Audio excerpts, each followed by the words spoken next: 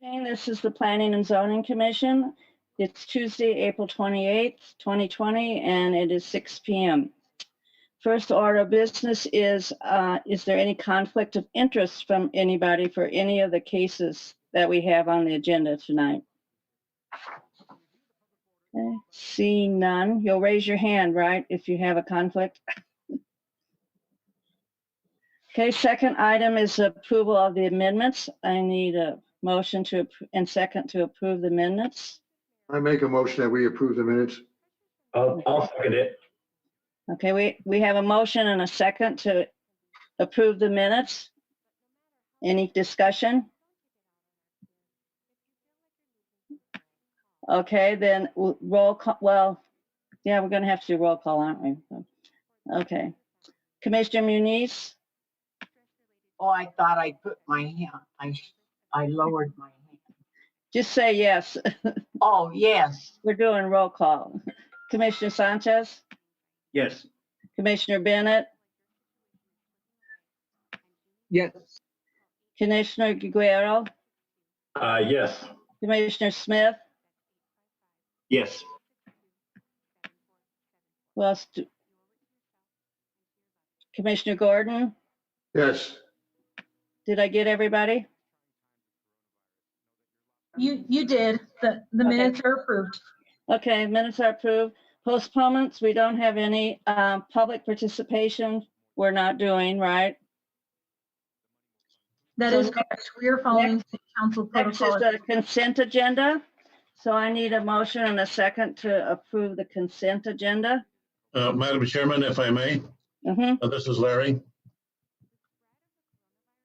Yes, Um, Mr. Madam Nichols? Chairman, I'd like to request that we have a slight change in the order of the agenda. I would like to make a few staff comments here at the beginning of the meeting. Okay, Uh, that's fine. Go ahead. Thank you. Thank you, Madam Chairman and members of the commission.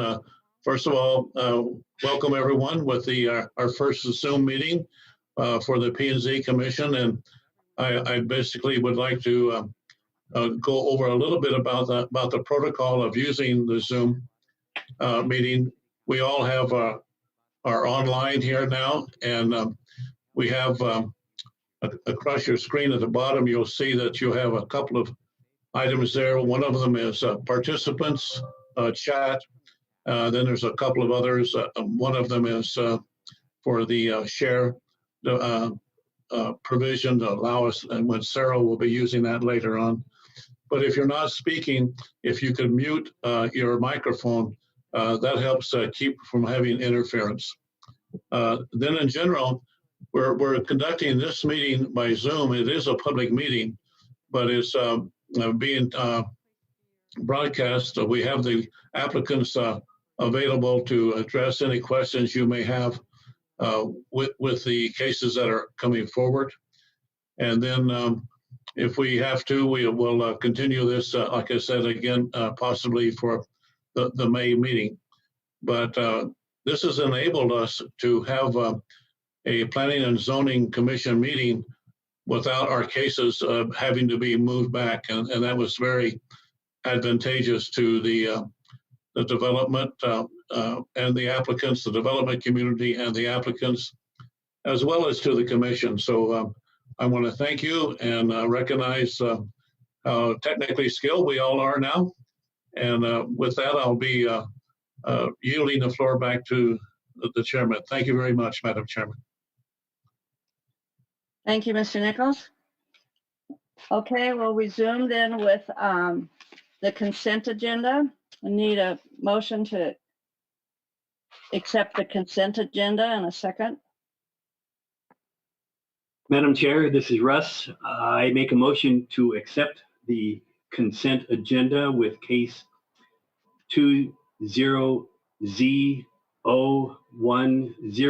20Z01000020 and case number 20Z05000045. Thank you. Is there a second? I second. Thank you. So it's been moved and seconded that we accept the consent agenda. So let me call the names. Commissioner Gordon,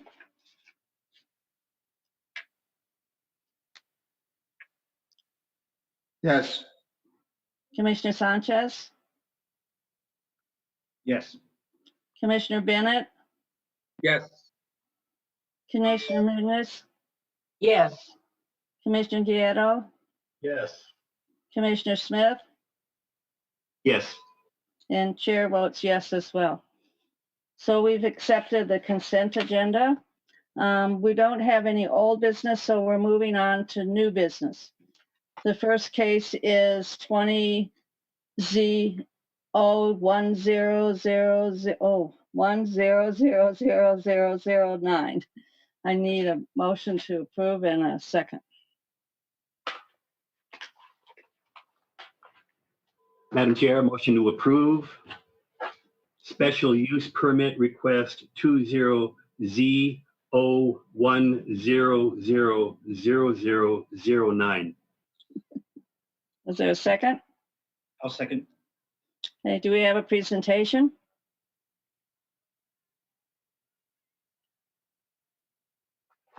Madam Chair, Commissioners, Deborah Fuller, Community Development for the record. I'll be requesting to share my screen now, so just one moment.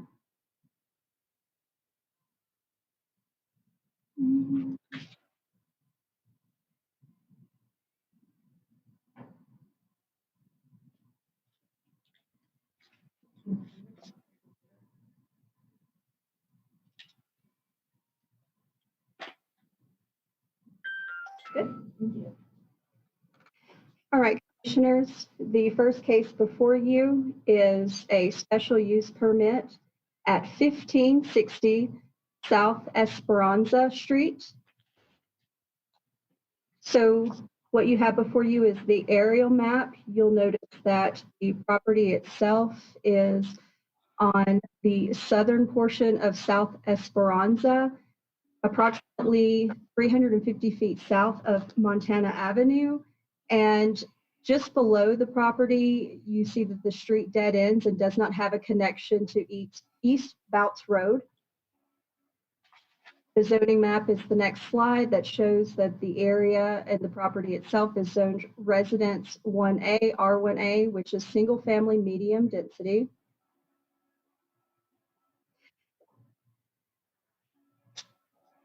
Need to minimize that. So current conditions on the property, again, located on the west side of South Esperanza Street, just south of Montana Avenue. And then again, the street ends just south of the applicant's property, allowing no through traffic to East Bouts. Property is zoned R1A, which is single family medium density. The applicant has operated a family childcare home since 2016. The family childcare home will allow up to 6 children. She is licensed with the state of New Mexico Children, Youth, and Families Department and has maintained a current business license since her home occupation's beginning. The proposal before you tonight is for the applicant to expand her home occupation to operate a group childcare home, which will permit her to care for up to 12 children. The days and hours of operations will occur Monday through Friday from 6 a.m. to 6 p.m. To avoid any traffic congestion or parking issues, her drop-off and pickup times are staggered over a 1 to 2 hour period. Parents dropping off anywhere between 6 a.m. to 8 a.m. and pickup times occurring between 4 p.m. to 6 p.m. depending on parent schedules. She will maintain the primary use of the property as a single family residence, and there will be no change to the home's exterior appearance. Here's the floor plan of her house and the property. So she did list a fire escape plan, and the one of which opens into an open air carport. And then she has provided, or she does have a fenced-in rear yard, which is one of the requirements through the state. This is a picture of the exterior of her home. You see it's going to maintain its residential appearance. And pictures of the interior, showing the area in which her children will have their naps and play areas, and then accommodations for a baby or infant and toddler. As far as staff and public input is concerned, we had to send out 2 public notices, the first being in early March, and then the notice of the rescheduled meeting on April 13th. The commissioners have been notified about statements of opposition that were received from surrounding property owners, expressing various concerns to include increased traffic, parking issues, potential noise levels being a nuisance, and then possible safety issues that would occur with the increase in the number of children. In regards to staff input, we've had no opposition or negative feedback from those reviewing departments. And then I verified with codes enforcement that there have been no complaints received pertaining to this home occupation since its creation in 2016. So staff recommendation tonight is approval based on the following findings. The property provides adequate parking without eliminating any necessary off-street parking for the residence itself, as required by our zoning code. It's also supported by Elevate Las Cruces comprehensive plan, which encourages home employment opportunities and increasing access to affordable childcare. And it complies with provisions of home occupation business registration and special use permit, both of our 2001 zoning code. So commissioners, I close tonight with the options before you. And just to note, as I know you all are aware, a denial will require new information or facts that are not identified or presented during the staff review. And I will mute myself and go to you guys and let you go from there. Okay, before we do that, Deborah, are there any other presentations, or is the applicant doing anything? Or are we ready for discussion? Madam Chair, the applicant is here with us, following along and available for any questions that you may have and provide additional input that may have missed. And does she want to say anything before we start the discussion?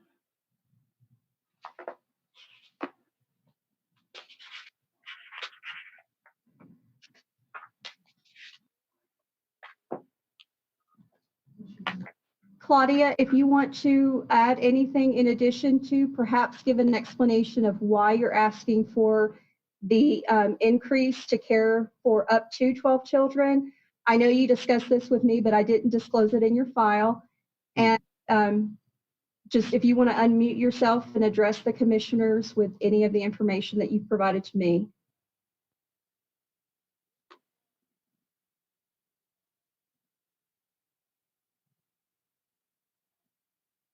Do you hear me? Yes. Oh. Hi, my name is Claudia Contreras. So I need to swear you in when you speak. But I try to speak with you. So Claudia, when I put my application for more kids, especially for my Claudia, hold on for just a moment. Claudia. Okay? I have 6 kids now in my home. Claudia, can you hear me, Claudia? I have 6 kids in my home, but I wanna extend my childcare for my. I don't think she can hear. I need space for my son. ¿Sí? Entonces, Claudia, can you hear me? Do you hear me? Can you hear me, Claudia?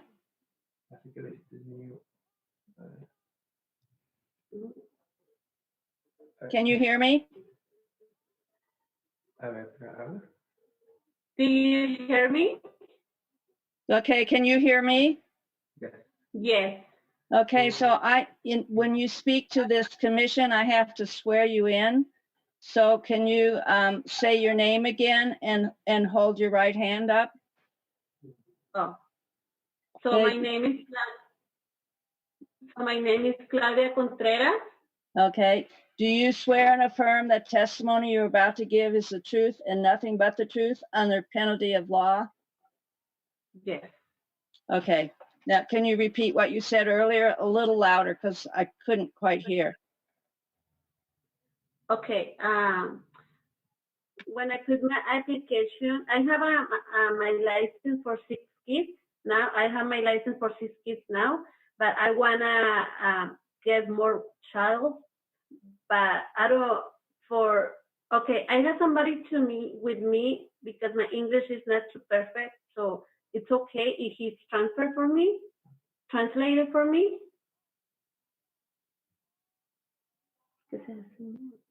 Yes, Madam Chair, as a point of order, that would be fine, that we can use a translator to have her provide the information. Do we need to swear in the translator as well? That's probably a good idea, yes. Yeah, thank you. Okay. Is she there? He's there. Hello, hi. Oh, okay. Can you say your name, please? My name is Gerardo Ramirez. Do you swear and affirm the testimony you're about to give is the truth and nothing but the truth under penalty of law? Yes, sir. Let me sit down. Okay. Okay. So, Yo tengo ahorita mi licencia de 6 niños, pero estoy tratando de tener espacio para más niños, pero especialmente porque yo pago childcare para que me cuide mi hijo porque no puede estar ahí porque ya no tengo capacidad para él. okay. So, Entonces esa es mi propuesta para tener más espacio en la casa. okay. So the reason she's applying for more children, she currently only can take care of 6 children. And the reason she wants to expand is that she currently pays child care for her own son, but she wants to expand so she can have the additional child, her child, included in the on her current roster of children. This way, she won't have to pay any additional child care for her own child. So she's not looking for 12. She's just looking to add 1 or 2 more. Yeah. Yeah, because I tried to extend for 12, but especially I'm doing for my son. I'm thinking about my son first. And how old is your son? 5 He's 5. Yeah. Okay. years old. Okay. Thank you. So, commissioners, are there other questions or comments, or do you want to ask more questions?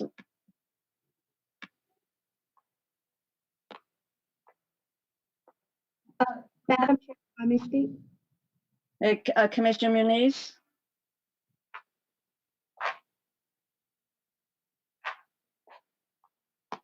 Okay, I see 3 hands here, and I'm calling on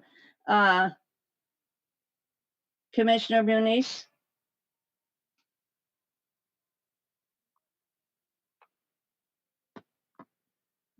Levon?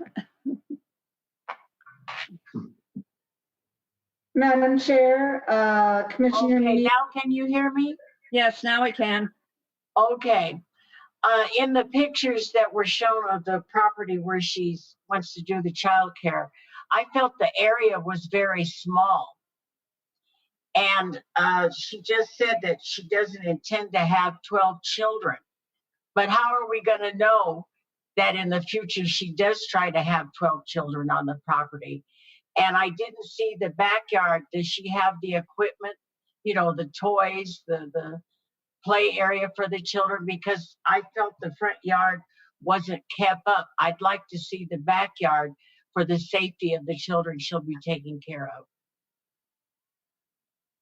Thank you. So, Deborah, do we know anything about the backyard? So as far as state regulations are concerned, they will physically inspect the property and they actually license them for a specific number based on the square footage that they can provide for the children.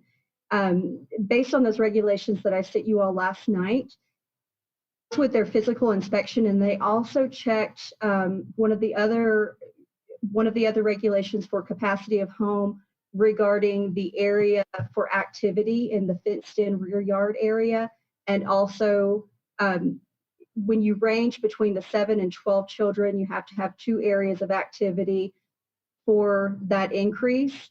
So they're actually going to physically inspect the property and verify all of that.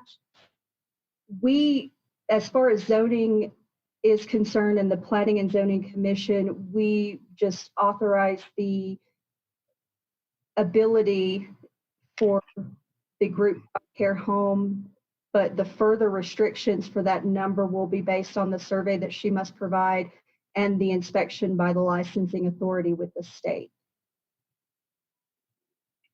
So the city, so if we approve this, it still is subject to the state regulations for childcare facilities, correct? Madam Chair, that is correct. They will authorize an official number which will be stated on the applicant's license, and they will have to consider all children within her care to include those children that are hers, and she must stay within that number listed on her license. Okay, but the license is, it's not a specific number. It's either up to 6 or up to 12, right? For our approval portion, it's a group child care home that allows up to 12 children. The number will not exceed 12 based on the licensing authority with the state. However, if she is unable to provide the square footage for 9 children, it would be capped at 9. Okay, thank you. Okay, Commissioner Guerrero? Yeah, hi. My question was actually pretty similar to the one that was just asked. But my question for the applicant, where are you in the process? Because I mean, I don't know if we approve this, what if it ends up not, you end up not qualifying for the 12 and you have to stay at 6. So my question is just more out of curiosity than anything else. Just want to know where you are in the process and how likely do you think this is going to pass?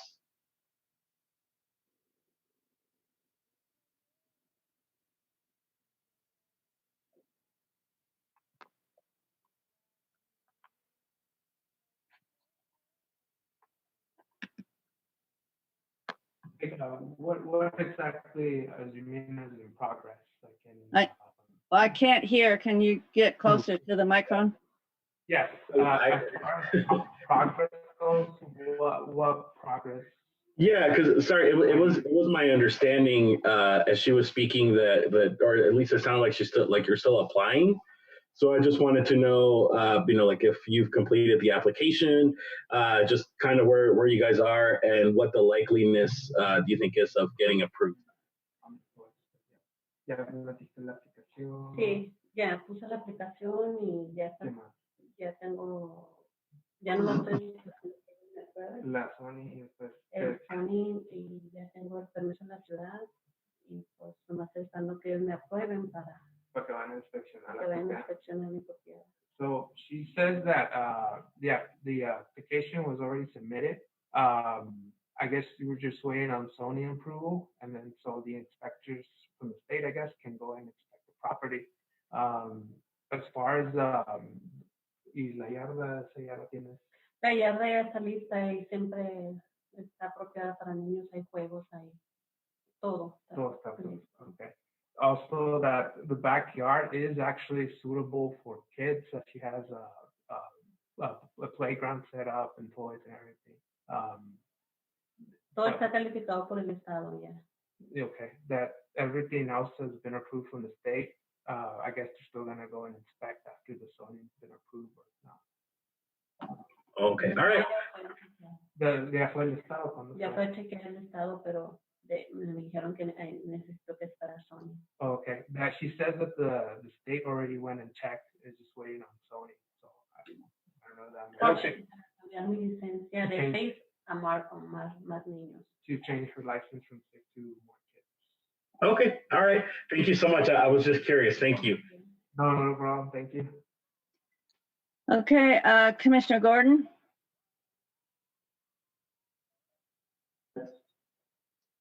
She does this, I'm sure she doesn't do this by herself. Does she have assistants?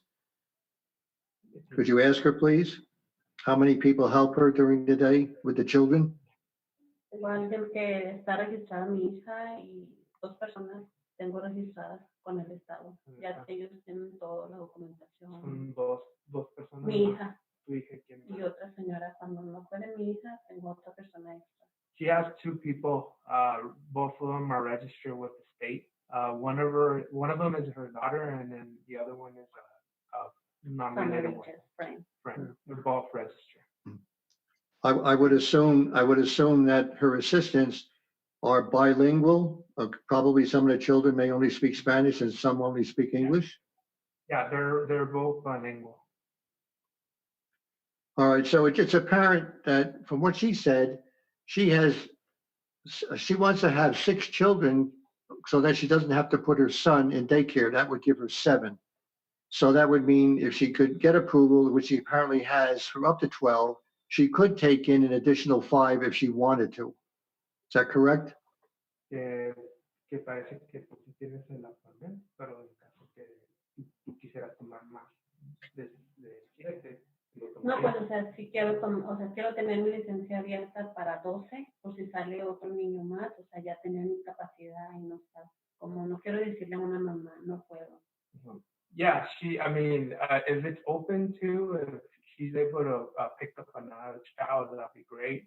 She just wants to have that capacity of at least taking 12 in, and not have parents waiting, say, wait, I can't get your son in my house because we don't have the capacity or the approval. Is a child care operation going on now? Is she taking care of children now? Yes, she's taking care of kids. Okay, what is she doing to assure that there is no possible contamination because of the coronavirus? I'm disinfect every day the toys. I'm cleaning with hands every 20 minutes. Every 20 minutes, I puedo estar desinfectando los juguetes todos los días, limpio los baños todos los días, lavo el piso con bleach cuando los niños ya se fueron, desinfecto todo con bleach para que ellos no huelan. Estamos usando mi temperatura. Cuando un niño entra a casa, estoy tomando la temperatura y usamos hand sanitizer every 20 minutes. Okay, so she's basically disinfecting all the toys, making sure the house is clean every day. Once the children leave, she does her cleaning of the house. Also, she's taking with bleach, and she's also using hand sanitizer for the kids. And then she's checking the temperature for all the kids that come and go from her house. All right, I know that this is a very difficult situation to be in. I'm sure that she's trying to do as much as possible to prevent having children or the parents of children or herself or her staff being contaminated. So, all right, that's answered my questions. Thank you. Thank you. Thank you. Commissioner Bennett? So, I just have concerns. It seems like the pictures that were provided, there's not much room for more like mats for kids to lay down on. There's 5 here that I can count, the 5 mats in all the pictures. So I don't even see 6 here. And you're trying to add more. I just have concerns about space really inside of the place. The rooms aren't being used at all for any of the kids or anything like that. Bedrooms. No, voy a hacer más espacio para los más. Si estoy esperando que ellos me den el sí, para si ellos dicen sí, so voy a hacer mi trámite para hacer más. Tengo un espacio que en mi garage lo voy a cerrar Okay, so she is planning to expand. She's just waiting to see if she gets approved or not. But her plan is to expand her home so she's able to accommodate for more children. Okay, thank you very much. Well, when she says expand, does she mean more rooms or? Yes, I think she said that. ¿Está pensando en un cuarto, hacerlo más grande o cerrar mi garage para hacer otro cuarto? Okay, so either extend one of her rooms in the house, make it a little bigger, or just convert her current garage, close it down, and make it into a whole new room. It will be a lot bigger than her current room that she uses. So it says in the state regulations that we saw that for 12 children, no, I think it says no more than 2 rooms will be measured. So, but am I understanding that the state has already come and looked at it at her facility for the possibility of this other license? They've already approved it? El estado ya fue. Sí, así acaba la capacidad de 12. Yeah, she's telling me that, yeah, the state went and then she qualified for capacity of 12 children. Sí, cierro el garage. If she closes or expands her. We're up to 12. Okay. So any other questions or comments or discussion? I just have a comment, Chairwoman Thomas. Yeah, so I did a site visit today, and from what I can tell, I don't know that this body necessarily has anything else to do other than to approve this, just because this is part of the process. It looks like the state is going to be the one to follow up with this with their inspection. The only thing that I did want to let the applicant know, Ms. Contreras, is just when I passed by, I did see why your neighbors are concerned about this, because you live on a dead end and it could be difficult for cars to get in and out through there. And so one of the things that was just concerning to me, and I did just want to note, is that I did notice in the front driveway of the home, you have an above ground swimming pool that is set up there. And so that to me seems, on the one hand, particularly dangerous, actually, given that the state requirement is that you have a fenced in area for the children to be in. That above ground pool is not in the fenced in area. In fact, it's much closer to the street. And so just as I don't have control over what you have to do with that or not, but I would strongly encourage you to remove that, just because if I were an inspector from the state, I would definitely not approve this based on the fact that it looks like children have access to the front and to the street. And in addition to that, if I were one of your neighbors who is concerned about traffic on the street, you also are not able to park cars in your own driveway because of the above ground pool. And so I would also strongly encourage you, just in good maintenance of your relationships with your neighbors, that you would also think about that. That way you can utilize your driveway for cars rather than the swimming pool. But other than that, like I say, I can't see any reason to deny this. I will vote to approve this. I did just want to let you know those things because I did notice that. And I wanted to wish you well in this as you move forward. So ya la removí ahorita, ya porque mañana tengo más niños, tengo 3 niños. So la puse por el weekend por mi niño nomás, pero ya ahorita se pasa, ya no sale, ya la quité. Okay, she's telling me she already has removed the pool and that she just put it in the weekend for her son, but she's already taken it down since she's having 3 children coming in tomorrow. And is it possible when people are dropping children off that they can pull into the driveway or not? Sí, entran en el driveway y luego se estacionan, lo bajan y luego se salen. Yes, it's possible. They go into the driveway, they drop the children, and then they can the parents. Okay, so I did a site visit as well, and I had to turn around at the end of the street, which I found a little difficult. And there was a child playing in the driveway at the house at the end of the street. So that was a little concerning. So as Commissioner Sanchez said, we have no control over most of this. It's up to the state because it's a state license. Our only concern here has to do with the traffic, I think. And I don't know we do traffic studies all the time, but it has more to do with traffic count and I mean, I don't know, Deborah or Sarah, if the city would do any kind of, I guess they've already looked at it as far as we can tell, and they are not finding any problems with the traffic there. Is that true from the city staff standpoint? That's correct. We verified that traffic is not an issue in that area as far as congestion is concerned, as far as traffic count is concerned. We also verified that as far as, you know, essential workers who are providing a service during this public health crisis, child care facilities is on the list for those who provide to our first responders and essential workers. And we did also verify that the area does lack this type service within, I believe I checked, within the radius of all properties within 500 feet. So she is providing a needed service to something that is lacking in the area as well. Okay, thank you for that information. All right, if there are no more comments or questions, I think we'll take the vote.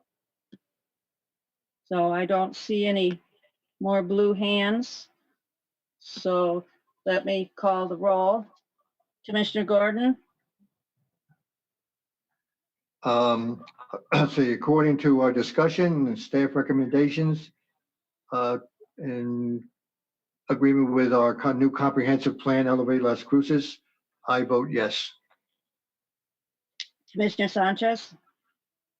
I vote yes, based on staff recommendation, and it is supported by the Elevate Las Cruces comprehensive plan.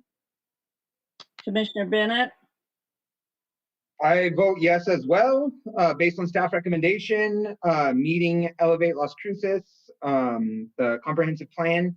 And I mean, we've all echoed concerns over the stipulations, or that it's going to be approved based on staff, the state's licensing authority. So based on all of that, I vote yes. Commissioner Muniz? I'm voting yes, and I'm going by staff recommendations, and some of the concerns that we have, or I had as the commissioner, are out of my hands. It's with the state of New Mexico. So I hope they look upon some of the concerns that were brought up. Commissioner Guerrero? Sorry, I vote yes as well. Based on pretty much the same as all my colleagues have said. I wish you guys luck, and yeah, but I vote to approve it.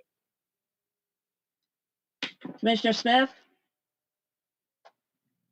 I vote yes, supported by staff recommendations and the service to the comprehensive plan. And the chair votes yes, based on staff recommendations and the need for that kind of service in that area, and the answers that the applicant gave to some of our concerns. So passes 7-0. Okay, next is case number 20Z005000012. Need a motion to approve and a second.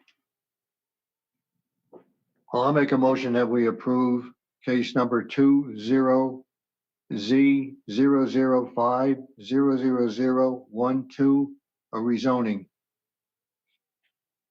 A second. I will second it. Okay, we have a motion and a second, and we have a presentation. Madam Chair, Commissioners, just another moment and I'll share my screen again.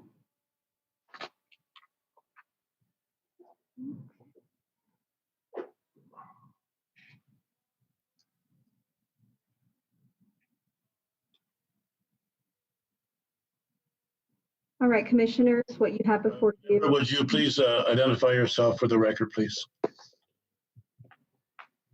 Of course. Deborah Fuller, again, Community Development, for the record.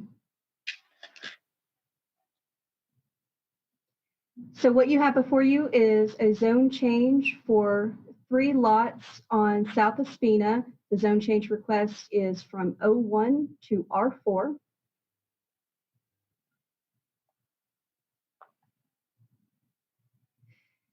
You'll see that these properties are in close proximity to the previous case that you just heard. Just south of Montana Avenue again, and just north of the intersection of Missouri and South Espina Street. The zoning map before you shows that the 3 lots are zoned O1, and then the surrounding area is predominantly residential uses, or residential zoning, forgive me.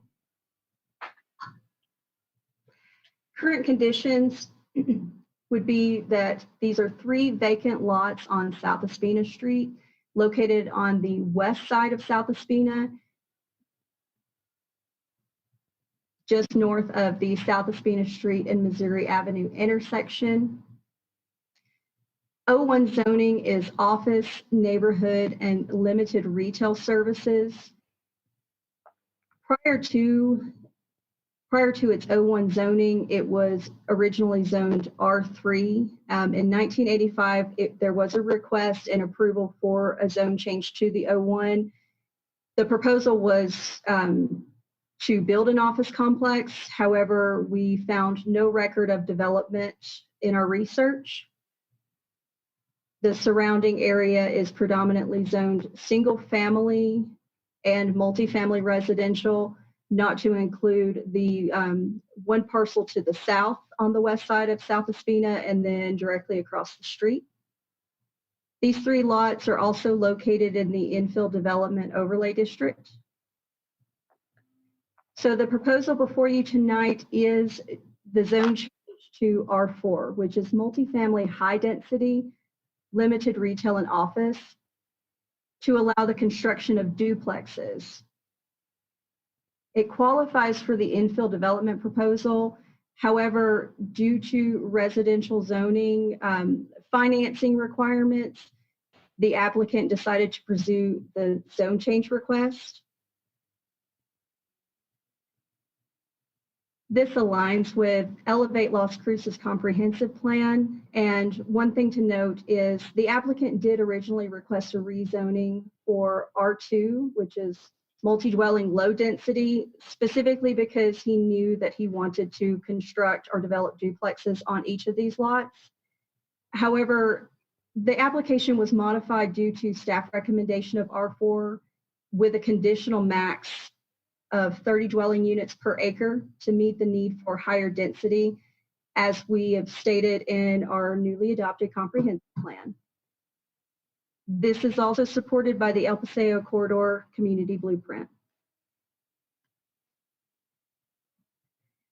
So as far as staff and public input is concerned, notification was sent out of the original meeting in early March, and then also on April 13th, 2020. And staff has received, at the time of this presentation, 2 letters from surrounding property owners, and then you have received additional feedback since, stating opposition just based on increased police activity and traffic congestion with that development of multi-family dwellings. As far as staff input is concerned, no opposition or negative feedback has been received. Your recommendation tonight from staff is approval based on the following. The zone change would promote the development of vacant property in an established area, and it meets our purposes and intent of the 2001 zoning code. Those vacant lots would qualify as infill parcels in the infill development overlay district. And this aligns with Elevate Las Cruces comprehensive plan, with the note that staff does recommend an R4 rezoning with a maximum of 30 dwelling units per acre. This is also supported by our El Paseo Corridor Community Blueprint. So commissioners, with that information, we leave you with the options. And again, a denial requires new information or facts not identified or presented during staff review. Thank you very much, and I will mute myself. Okay, thank you, Deborah. Is the applicant here, or does anyone else want to speak about this before we go to the commissioner comments? So this will be a case where we're going to be dialing in with the applicant, and he'll be on speakerphone. And Sarah is making that contact right now. So you're more than welcome to go ahead, and then I'll have him available shortly. Okay, thank you. It's usually the other way around. I'm sorry. We have to hear from him first. I want to know what questions to ask.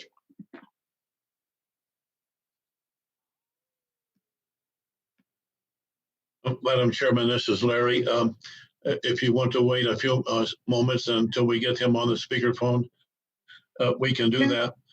I might also mention that I did check with the legal department, and the swearing in with the phone will be acceptable means of identifying his self for the comments. I just want some clarification. Because I'm kind of confused. We got a bunch of different emails regarding different cases, but just to reiterate, there was no negative feedback on this particular case from the public.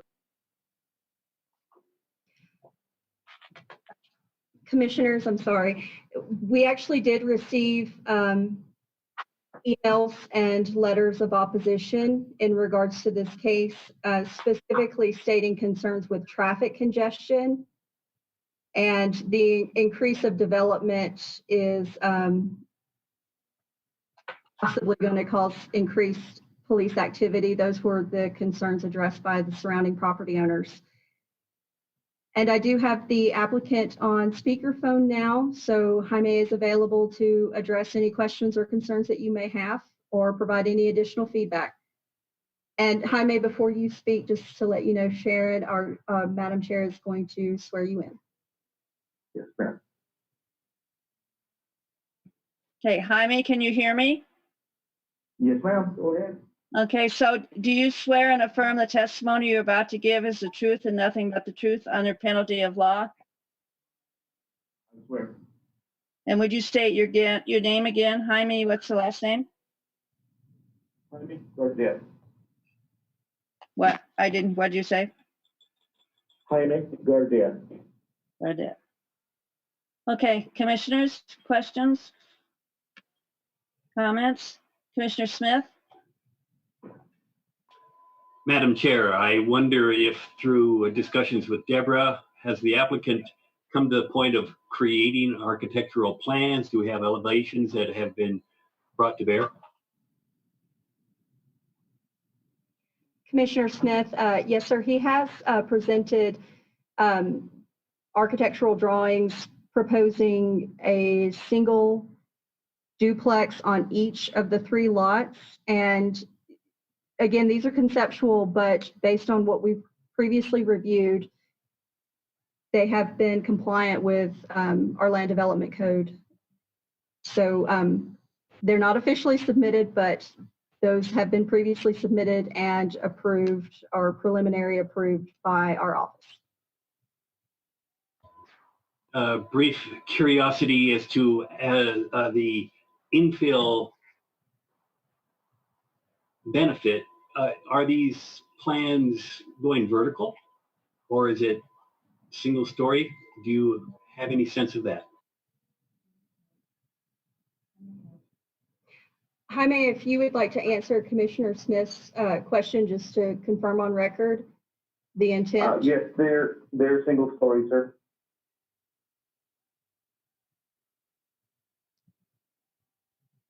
Madam Chair, thank you. Any other comments or questions?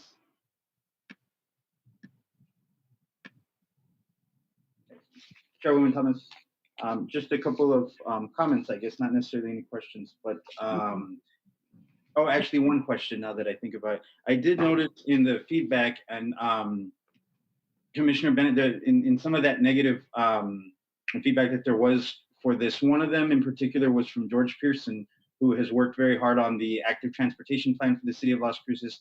And it looks like his concern is that if there are curb breaks, and then that makes it more difficult for bike riders and things like that. So I just wanted to confirm, because I did notice in the long-range planning review comments that was addressed there, and says that the active transportation plan recommends buffered bike lanes on Espina Street. So just, can you confirm that that is part of the active transportation plan and that that's what would happen? Because it seems to me then that would address Mr. Pearson's concern. Is that correct?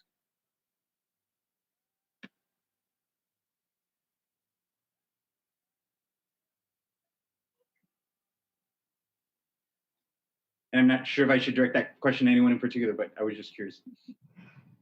Apologize, Commissioner. I was just confirming with Sarah. So we would have to verify with Public Works Department or Public Works Services to make sure that the project's going to be done on South Espina Street.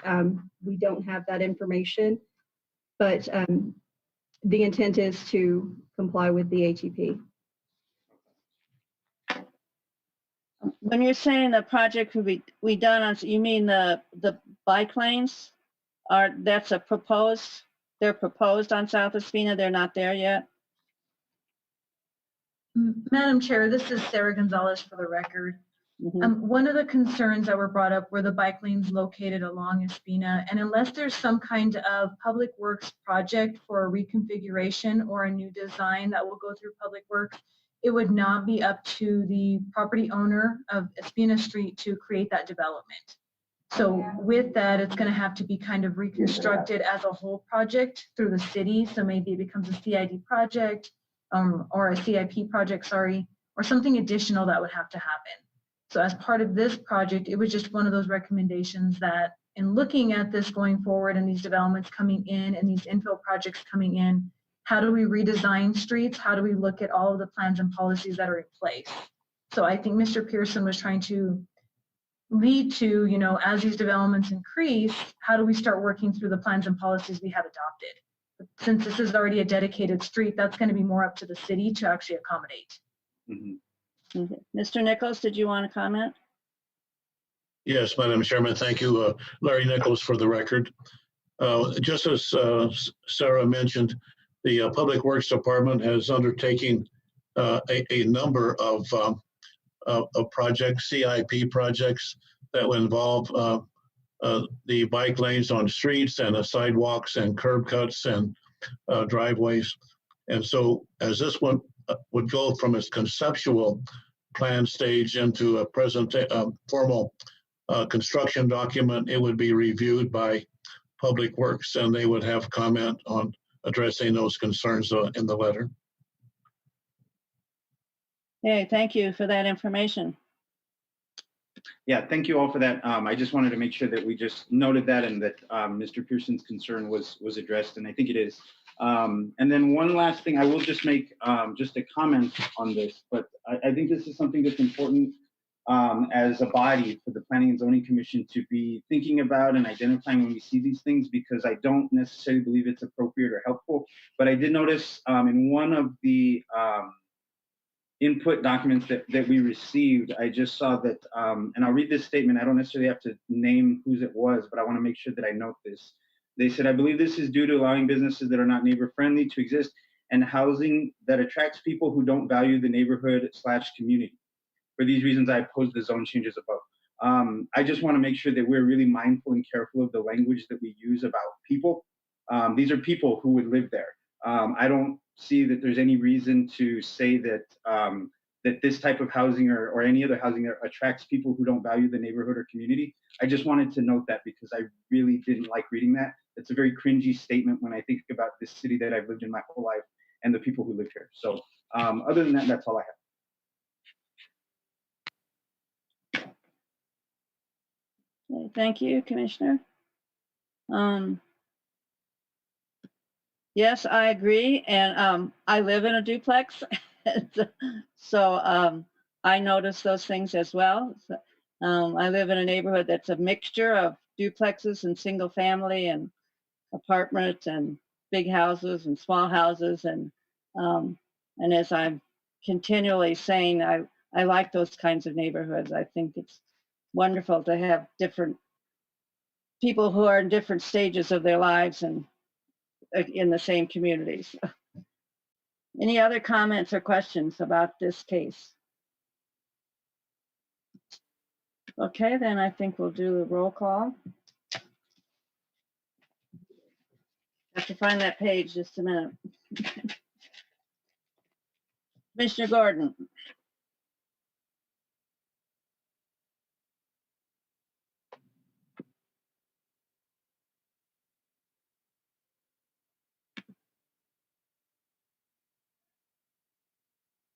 Commissioner Gordon, we're taking a roll call. Do you vote yes or no?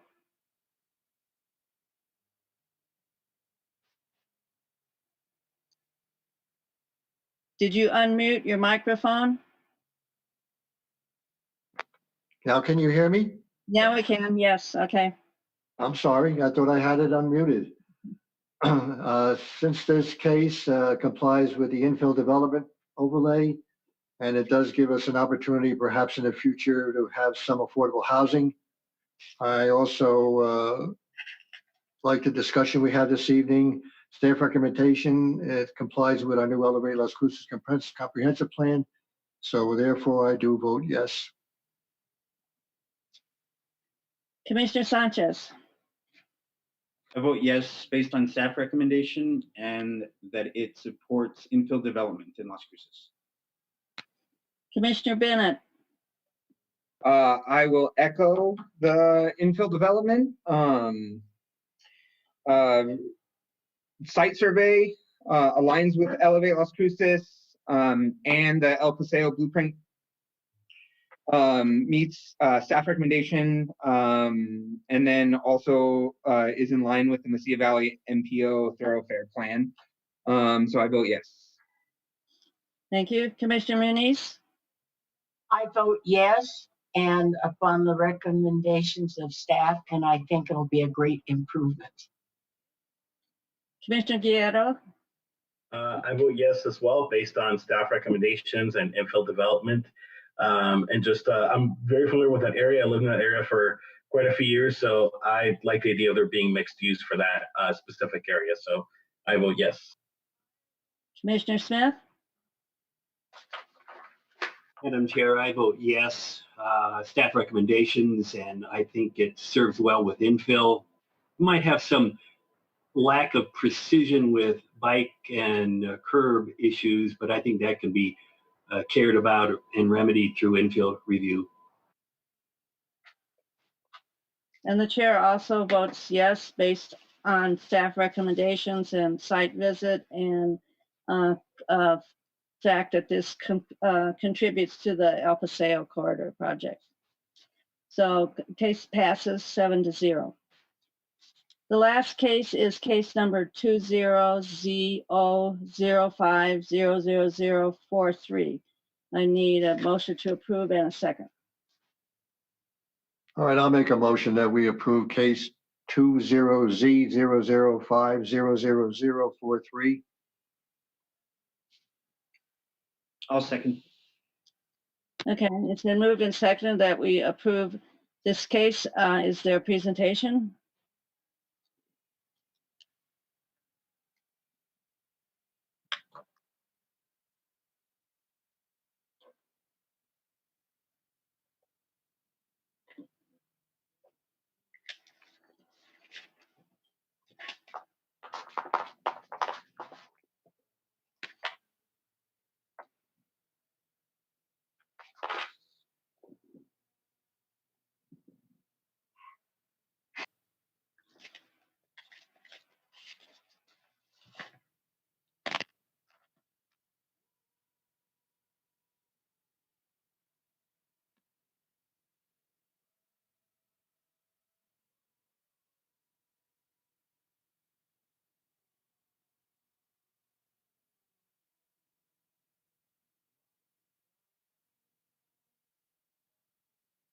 Madam Chairman, this is Larry. I think it's just taking a moment to get the microphone active.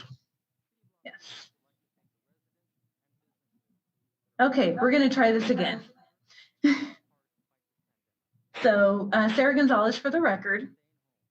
This is a proposed zone change from R4 multi-dwelling high density, limited retail and office to C3 commercial high intensity. And there's an associated variance with it due to a condition that's placed within the zoning code. Property is currently located on 2755 Idaho Avenue. This property is zoned R4, which is currently the multi-dwelling high density, which allows for apartment dwelling units up to 40 dwelling units per acre. It does encompass 5.22 acres in size. We are considering this an underutilized parcel, and I will show you that based on the aerial map that will be seen in the 4th slide, because the property is primarily vacant land. There's a couple buildings on the property, but it is still very underutilized. Currently, the Knights of Columbus have been using this structure since 2005, but are looking to sell the property to the trade school that is proposing to be moving in. Currently, the surrounding area includes commercial office and then multifamily. Here's a zoning map of the subject property. As you can see, this is just south of basically Telshore Mall, which is located on the north side around Mall Drive. This is in between Don Roser Drive and Telshore, so it has 2 arterial roadways that are surrounding the property. And then as you can see, the surrounding area is primarily either used for office or commercial, and then you have your multifamily and single family located to the south. Here's an aerial map of the subject property. As I was indicating earlier, as you can see, all of this area has not been utilized for any buildings, parking, or structures. They are currently just utilizing this one building. I do believe they still hold bingo hall night at the facility, but that is currently just the use that Knights of Columbus are having. Around this, you have Buffalo Wild Wings, you have the shopping centers, you have the mall to the north. We have different office or commercial uses, which is dentist office, professional services. Some duplexes, single-family homes are located to the south on Idaho Avenue. What the applicant is proposing is a zone change to C3, which is commercial high intensity. One of the reasons the applicant is moving forward with the C3 zoning designation is because the property is at 5 acres in size. So this would not follow our C2 zoning, which has a 1 acre limitation. So they're going for the commercial high intensity. At this point, they want to redevelop the existing building for the cosmetology trade school, and then provide additional buildings, which will allow them to encompass more classrooms, create a beauty salon, a retail shop, and then parking. This is going to help provide education to their students in the surrounding area, those who would like to attend, and then eventually create jobs. So that way you don't have to leave maybe the neighborhood in which you're living in. This is where we are trying to move forward with our walkability to our existing goods and our services. The condition comes into play because as part of a trade school, there is a conditional use placed on a trade school, but not for the C3 zoning. So the trade school is conditioned upon it being located on an arterial or higher classification. Currently, Idaho Avenue is classified as a collector. And so with that, we are looking at a variance for the existing right-of-way. Currently, the way the road is designed, it is 60 feet in width. It does have sidewalk, it does have lighting and pavement, and it's a 2-way street. The variance would come into play as saying that they would need a variance of 40 feet because they do not meet the 100 feet that's required for a trade school. In doing some of the research around that surrounding property in the area, we did look at the traffic trips that are generated through Idaho Avenue on a daily basis, and that is currently at 1,033. The reason I bring that up is because when you're looking at Elevate, which we had just adopted, based on the suburban area that we're looking at, or the urban design, or I guess place types is what we have classified them as, it says that our urban place type should have up to 6,000 trips. This proposed property has the concern of too much traffic being within the area. We're really not close to that as far as this development moving in or moving forward with the high intensity of a trade school. A notice was sent out to all the relevant agencies. There were no concerns provided from any of the staffs or departments, and so the zone change was supported. We did send out surrounding property owners the notice of the property going forward with the zone change, and we did get the one email from Mr. Pearson that was forwarded to everyone this afternoon in regards to if it fits within the actual area or if it fits within the neighborhood and kind of how the road classification works. Regarding that, I'm looking at several of the properties. We have a lot of designated areas that are already fully developed, and we have these few parcels that we tend to find are in between somewhere. And with that, we have to look at the surrounding area and say, okay, if this is an urban area or urban place type, how do we start getting our transition zones? And how do we start getting our town centers that we proposed? And so with that, staff is recommending approval based on the zone change helps to promote a lot of our policies now outlined within Elevate. Our code is going through the code amendments or the changes in order to start accommodating some of the policies and the new plans that we've adopted. So we looked at this and said, okay, how do we create basically these town centers? This is an area that can provide to the existing community. Now you can get education, you can basically live in a work area. You can also be able to go and shop and walk and work and not depend anymore on a vehicle. You don't have to have that automobile to get around and get the amenities that you now need. So in moving forward and looking at the areas that we find, is how do we accommodate the plans and policies we want to see and give people more opportunities to the existing services that are there. So with that, I do provide you your options to vote yes and approve based on staff's recommendation, vote no and deny. And once again, if you do vote to deny, please provide additional facts or finding that were not provided within your staff report. You can vote to amend or you can vote to table. As a reminder, you are recommending board to city council moving forward. If you have any additional questions, I'm here to answer them. And then we also do have the applicants and their representative available for any questions. Okay, thank you, Sarah. Does the applicant want to say anything, or should we go on to commissioners?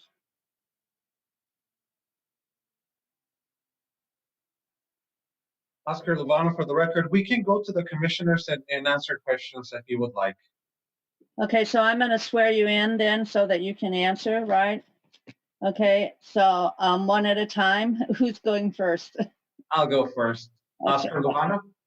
Okay, do you swear and affirm that testimony you're about to give is the truth and nothing but the truth under penalty of law? Yes, I do. Okay, next. Marianne. Marianne, what's your last name? Same last name, Lovano. Lovano. Do you swear and affirm the testimony you're about to give is the truth and nothing but the truth under penalty of law? Yes.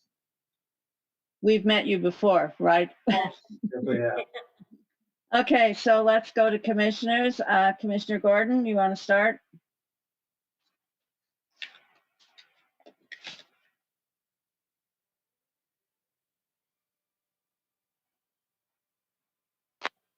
Thank you. Sarah, can you hear me? Yes, I can. I can hear you, Harvey. Okay. Or Commissioner Gordon. Oh. We lost him. Commissioner Gordon? Did we lose him?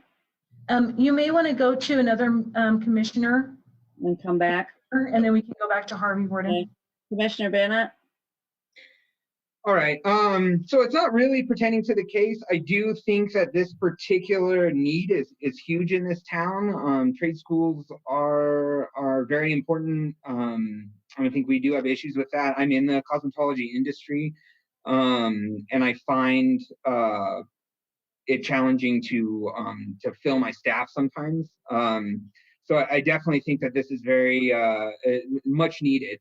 Now, we have seen you here recently under a different case and a different proposal in a smaller location. Were you still going to do that as well and then go into this other business or additional trade schools? Or I'm just curious, and that's it. Oscar Lovano for the record. And so we recently went through the infill process for our original location at 2460 Missouri Avenue. Current location, 2460 Missouri Avenue and 1744 Trevis Avenue, which they're side by side. And we also purchased a lot that's right next door to that. We intended to build a little bit on that and also use it as parking.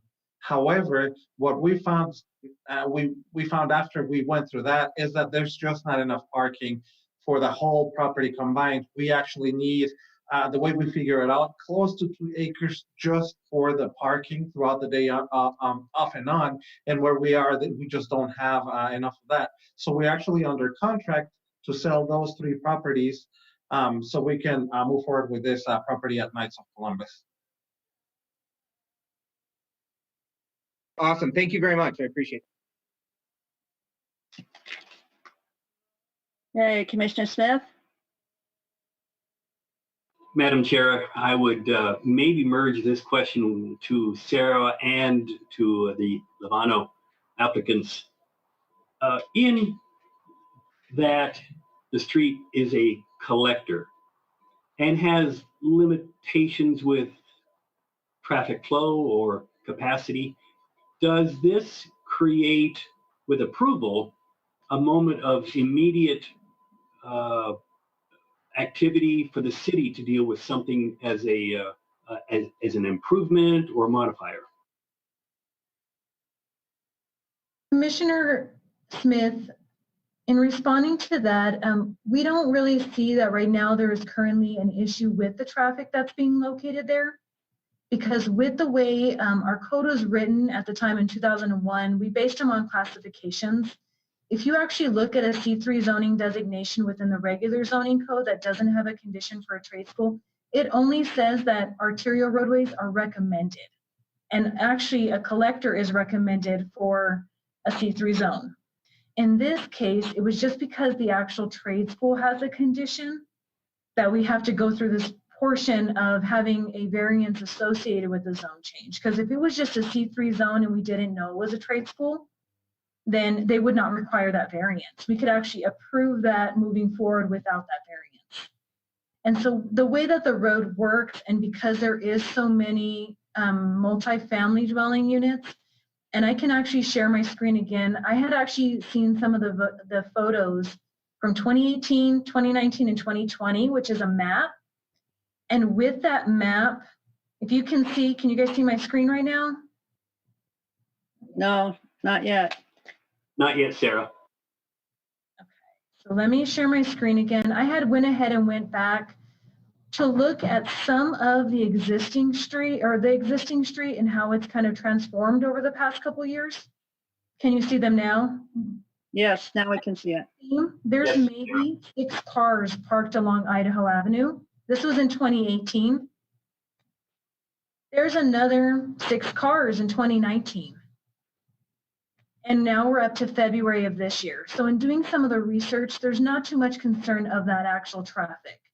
And I think moving forward, some of the ideas that we need to look at for the traffic standpoint is, if we're providing education and businesses and allowing these zoning designations to come in adjacent to residential, we now have the opportunity to provide, hey, maybe it's a shared bike lane instead of thinking we need more road for traffic or a vehicle, or it's walkability. Can we walk to school, go to school, and then walk to our services? So I think this becomes one of our, project sites that shows how do we get these town centers that we talked about in Elevate? How do we start improving the areas that are already built out and provide additional services as well as education to those who may want to go and attend?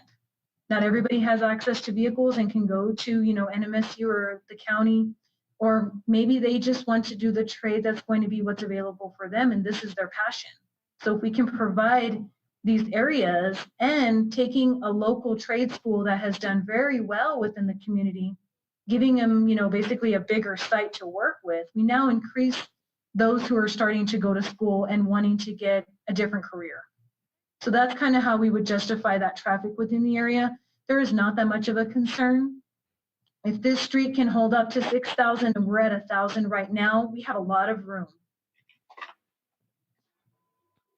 Sarah, as I look at the map, and thank you for putting that back up again, you don't have to do it again, but looking down at what is viewed as sort of this left behind oasis of space, developed clear around, north end is the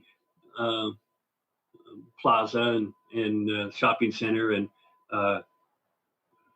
commercial on one side, residential on one side, and here's this little clean little unused, underdeveloped slate that looks like something that could be wonderfully used. I think that's my view as I see it. Is that where community development is?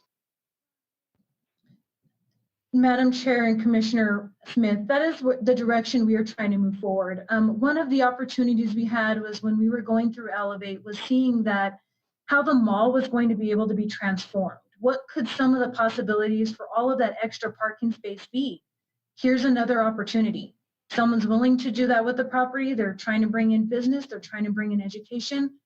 This is where I think we need to start looking at these pilot projects and see how we can try and help the rest of the community without there. So yes, I think community development is more on that positive side. How do we start taking these properties and change what that dynamic may be and take them as people come in and want to redevelop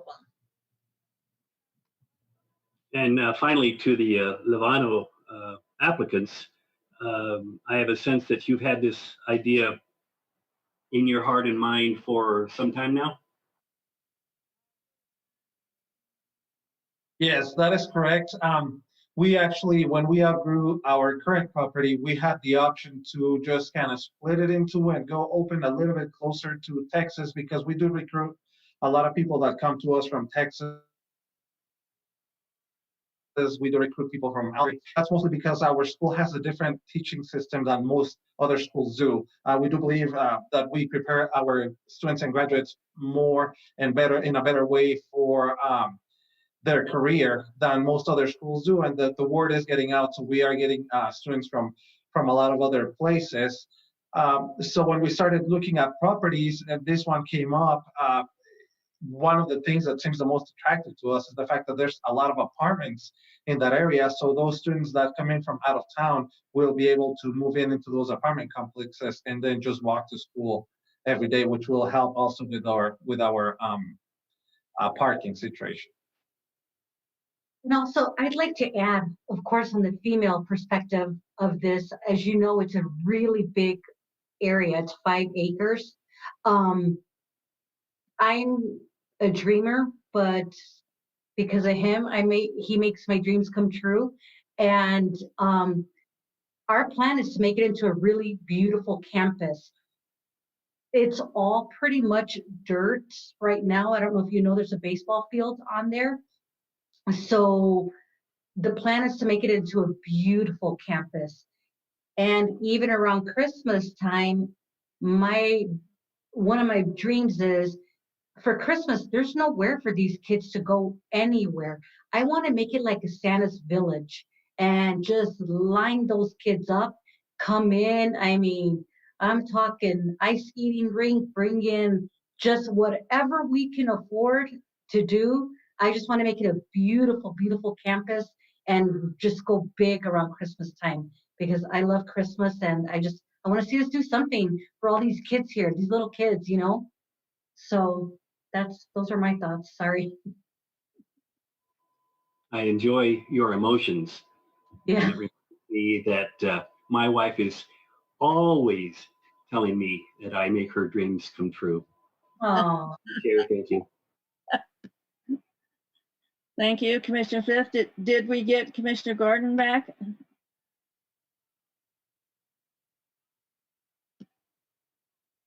Can you hear me? Yes, now we can hear you.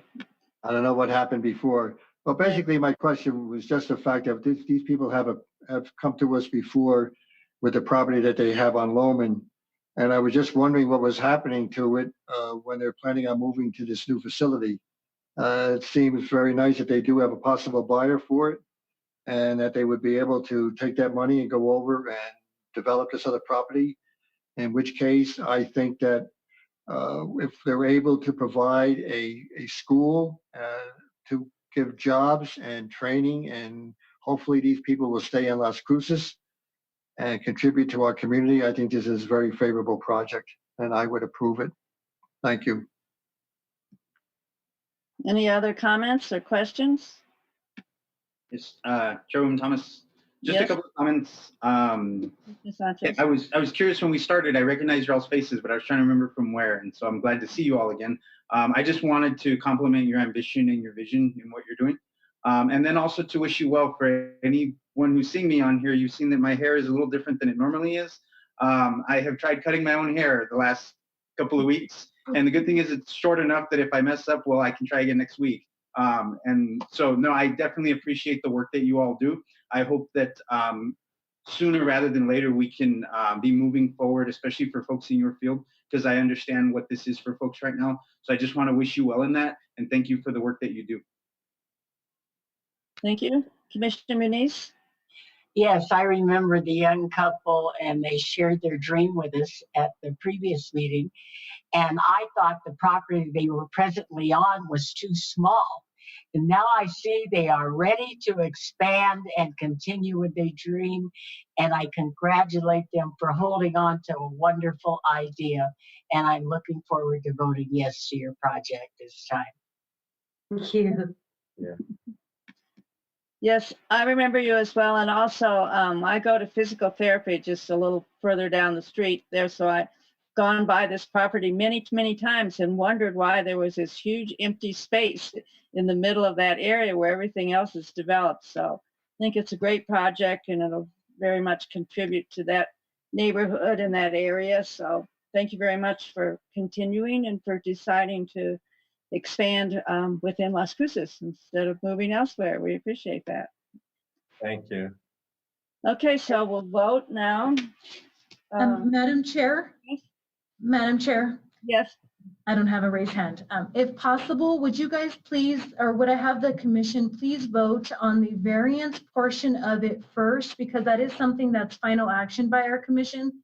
Even though there's not a second case number, we would just like to move this forward to City Council as a C3 zoning because variances are through P&Z. So if we could do a vote for the variance of the right-of-way and then do the vote for a recommendation to City Council on the zone change, I would prefer that. So should we do a separate motion for the variance then on the right of way? That would be, yes, please do that first. So we would do a motion for the approval of the variance for the 40-foot right-of-way width, and then approval for the variant or approval for the zone change going forward to City Council. And Madam Chair, and this is Larry for the record, that's exactly right. And that way we'll have it prepared for City Council action once it goes to that stage. Okay, so I need a motion from someone to approve the variance for the 40-foot right-of-way. I'll go ahead and approve the motion for the variance for the right-of-way. Okay, there's a second. I second it. Any discussion? Okay, Commissioner Gordon? Based on discussion, staff recommendations, comply with the hopes of our new comprehensive plan. I think that this is going to be a wonderful project. I really give them a lot of credit for doing this. It's a big thing, and I wish them all the success in the world, and I therefore definitely vote yes. So we're just voting on the variance for the roadway right now. So Oh, I'm sorry. Yeah, I do vote yes. for that, okay, all right. Yes. Thank you. Commissioner Sanchez? On the variance, I vote yes based on staff recommendation. And I wish them the best of luck. Commissioner Bennett? I vote yes based on staff recommendation, traffic engineer approval. So yeah. Commissioner Muniz? I vote yes based on staff recommendation. Commissioner Guerrero? I vote yes as well on the variance based on staff recommendation. And chair votes yes as well, based on staff recommendation for variance. Okay, now we're going to go back to the original motion. Commissioner Gordon? Well, not to repeat myself, but basically what I just said, I definitely vote yes and wish them all the luck in the world. Thank you. Commissioner Sanchez? I vote yes. The Elevate Las Cruces Comprehensive Plan supports this. It's also in line with complete neighborhoods. It will be consistent with other land uses, and it encourages infill development. Thank you. Commissioner Bennett? I vote yes, meet staff recommendation, based on site survey. I think it's a need that, it's a students are much needed. This school is going to help a lot. The expansion, I think there's definitely space for this, and I think it's going to help the city tremendously. Commissioner Muniz? I vote yes, and I feel that they will definitely help to elevate Las Cruces with this project. And I wish them best of luck. Commissioner Guerrero? I vote yes as well, just because, last time we were in the meetings for the comprehensive plan, this is exactly what we were discussing and wanting. So yes, I vote yes because of the comprehensive plan. Commissioner Smith? Madam Chair, I vote yes. I think it serves community development. It does well with infill, and I think I echo everybody's enthusiasm for their energies and their creativity for education and for livability.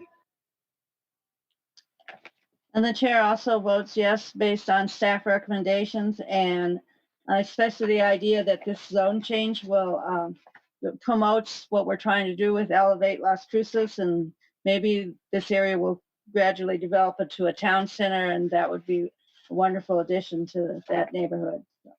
So that motion passes 7-0. That's the end of our items. Are there any commission commentary? Anybody want to make any final remarks? Commissioner Smith?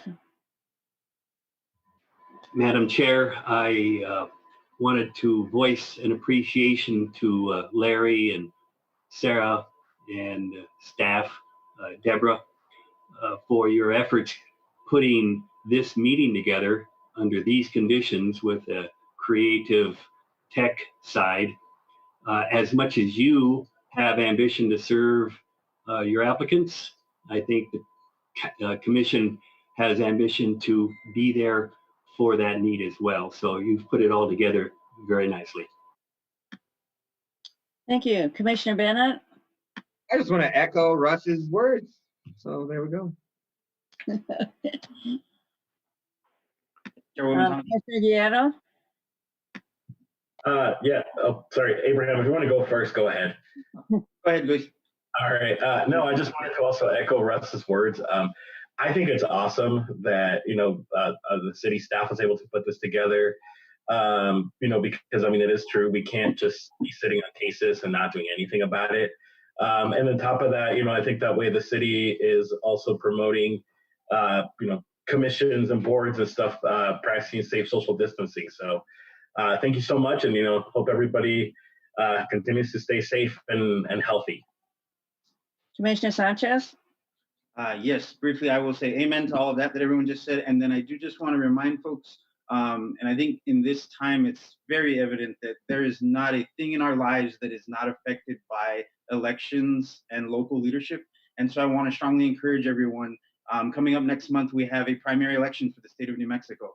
I want to strongly encourage everyone as much as I can to exercise your right to vote and do it in a safe and healthy way. So please visit nmvote.org. You can apply for an absentee ballot there, have it sent to your home, and you can vote from home, just like we've all done this meeting from home in a safe way. So I just want to make sure folks know that, nmvote.org. Get on there and be safe and make sure you vote. Thank you. We need that reminder. Commissioner Muniz? I agree with everything that was said. You all took the words out of my mouth, and all of us stay safe. Thank you. Commissioner Gordon? There's not much that I could add to what has been said already, but I think it's very important that everybody exercise being safe, take as best care of yourselves as you can, exercise good distance amongst other people. And we look forward to having this. Hopefully it would be nice if we could get back to regular meetings at some time in the future. But until then, this effort to me has been unbelievable that we were able to do this, because I just think that to let these cases pile up would be unfair to the petitioners. I know we would be willing to do the work and the time it would take to go over as many cases that we would have to do. But this way, at least a lot of them will be taken care of. So in the meantime, we want to thank community development and the city for putting this together. And again, everyone stay safe. Thank you. And I just want to say everything that everybody else said. Yes, I'm so happy to see us using technology in this manner. And again, stay safe, take care of yourselves, follow all the directions. And as Commissioner Sanchez says, don't forget to vote. So now we're moving to staff announcement. Mr. Gordon, Mr. Nichols, you wanted to do that?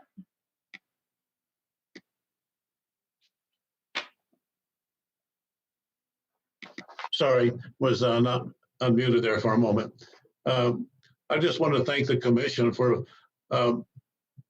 having such an open mind as to be able to bring this type of venue to hold a public meeting that required not only your participation through the electronics, through the Zoom electronics, but also the being able to have the participants and the applicants be able to give comment to you, so that it was truly a public meeting that was following the protocol for to conduct business.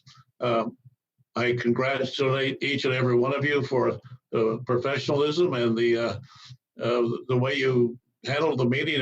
It was superb. I do have to highlight Mr. Smith's background. I don't know how you achieved that, but it was quite interesting to me how you got the P&Z Commission advertisement there behind you. I thought that was very clever. With that, Madam Chairman, I again, the staff thanks you for your participation and willingness to conduct a meeting with this protocol. And with that, I'll yield back to the chairman. Okay, I just want to end by saying, okay, we did it. We learned how to use the technology and we managed to actually do the meeting. So is there a motion to adjourn? Madam Chair, before we make a motion, Madam Chair, to Larry's comments about the technology, this is all within Zoom, this P&Z behind me, so it can be done. But do we still have coffee on the dais when we come back real? I think I'll miss this part. Okay. Madam Chairman, this is Larry. We'll not only have coffee or tea, whatever your preference is, but we'll throw in a few cookies to go with it. Okay, thanks. We'll look forward to that. Okay, so everybody in favor, just wave. Okay, meeting is adjourned and the time is 7:33 p.m. Thank you, everybody.